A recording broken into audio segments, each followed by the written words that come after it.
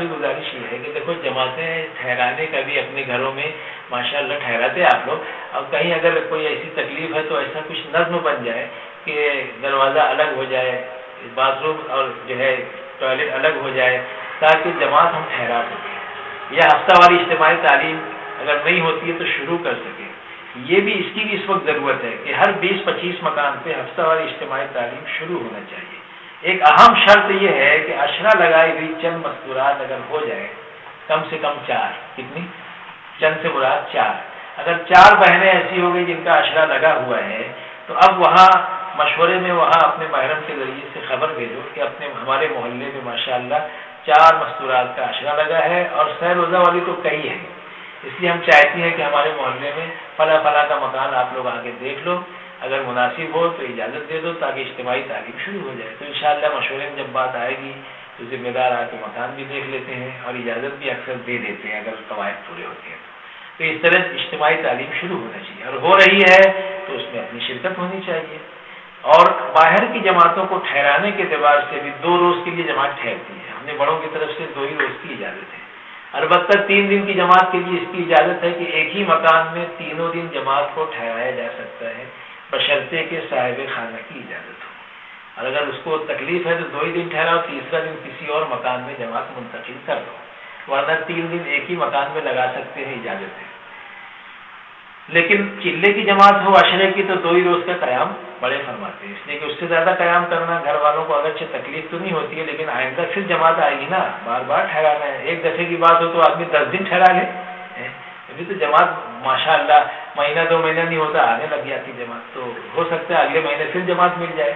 اس لیے 2 دن ٹھہرانے سے بشاشت بھی رہے گی اور آئندہ لینے کی ہمت بھی رہے گی. اس لیے 2 روز ٹھہرانے کی اپنے گھروں میں جماعت کوشش کرو, بڑی خیر کی بات ہے. 2 دن اپنے یہاں جماعت رہے گی, خیر کے اعمال ہوں گے, تعلیم ہوگی, اللہ کی رحمت اس گھر پہ نازل ہوگی. جہاں ذکر ہوتا ہے, تلاوت ہوتی ہے نا, وہ گھر چمکتے ہیں آسمان والوں کے لیے. تو اپنے گھروں میں جماعتوں کو ٹھہرانے کی بھی ترتیب بناؤ, اور اجتماعی تعلیم اگر ہوتی ہے تو اس میں شرکت کرو. اور جماعت اگر آ جائے اپنے محلے کی حد تک تو نصرت بھی کرو. نصرت یہ ہے کہ ان کے ساتھ پورا 2 دن لگاؤ, اعلیٰ درجہ تو یہ ہے, مگر مشورے سے لگاؤ. محرم مردوں کے ساتھ رہیں گے, آپ عورتوں کے ساتھ رہو گے.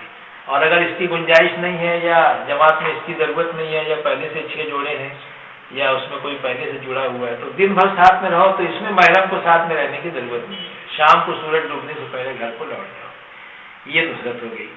یا کم سے کم اتنا ہو جائے کہ صبح کے عمل میں شریک ہو جاؤ ان کی اجتماعی تعلیم میں, دوپہر کی. یہ 2 وقت میں دونوں دن آپ چلی جاؤ جن کا وقت لگا ہے ان بہنوں کو خاص طور سے. باقی نئی بہنوں کے لیے دوپہر کا وقت خالی رکھو. تم دوپہر میں نہیں بھی جاؤ گے تو چلے گا, ایک دن چلی جاؤ دوسرے دن اوروں کو آ رہے ہو.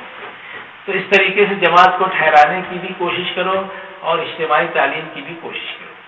اللہ تعالیٰ. اچھا, ایک گزارش اور ہے کہ ترتیب سے وقت لگانے والی مستورات کتنی ہیں, یہ سوال نظام الدین میں آتا ہے.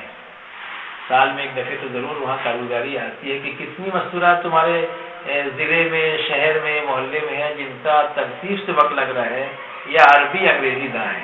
تو یہ 2 ضرورتوں کو بھی آپ کو فکر میں لینا ہے کہ ترتیب سے وقت لگانے والی مستورات سے مراد ہر تیسرے مہینے 3 دن, ہر سال 10 دن, ہر تیسرے سال 1 چیکا.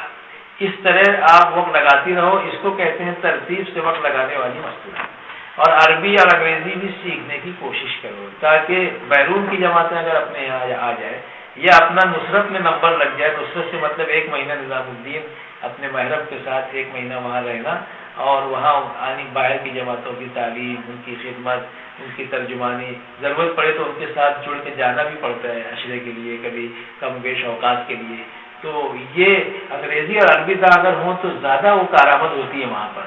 اس لیے تھوڑا تھوڑا گھر میں رہ کے انگریزی عربی بھی سیکھتی رہو اپنے محرم سے. گھر میں تو ہر جگہ عربی انگریزی جاننے والے اکثر گھروں میں ہو گئے ہیں, اس سے سیکھتی رہو تھوڑا تھوڑا, ہے نا. تھوڑا انگریزی میں بات کرا کرو گھر میں, جس کو انگریزی اس سے بولا کرو تم انگریزی میں میرے سے بولا کرو. ہمارے مولانا عبدالحمید نعمانی صاحب رہتے رہتے ہم عربی سیکھنے جاتے تھے, ماد ملت کے بانی. سنو اب بات ختم ہو رہی ہے. بولے ختم ہو رہی, بول رہے ختم ہی نہیں کر رہے. بولے تو وہ بول رہے تھے کہ دیکھو عربی میں بولا کرو.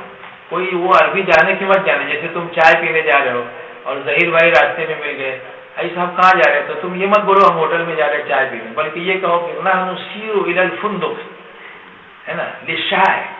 تو بولے کہ اگر تم کو فندق نہیں معلوم ہو کہ عربی میں ہوٹل کو کیا بولتے ہیں تو اس طرح بولا کرو نحن ہوٹل تو بولے ہوٹل بول دیا کرو، جو لفظ نہیں آیا تو اس کو اردو میں بول دیا کرو، ہاں ایسے تو عربی آئے گی بولے. تو اس طریقے سے مشق کرو عربی کی انگریزی کی، تاکہ دونوں زبان میں اگر مہارت ہو جائے نا تو انشاءاللہ پوری دنیا میں کہیں بھی کام کر سکتے ہیں. ترجمان عربی کے بھی مل جاتے پوری دنیا میں، انگریزی کے بھی مل جاتے. یہ دونوں زبان جو ہے نا بین الاقوامی زبان کہی جاتی ہے، تو اس کی کوشش کرو.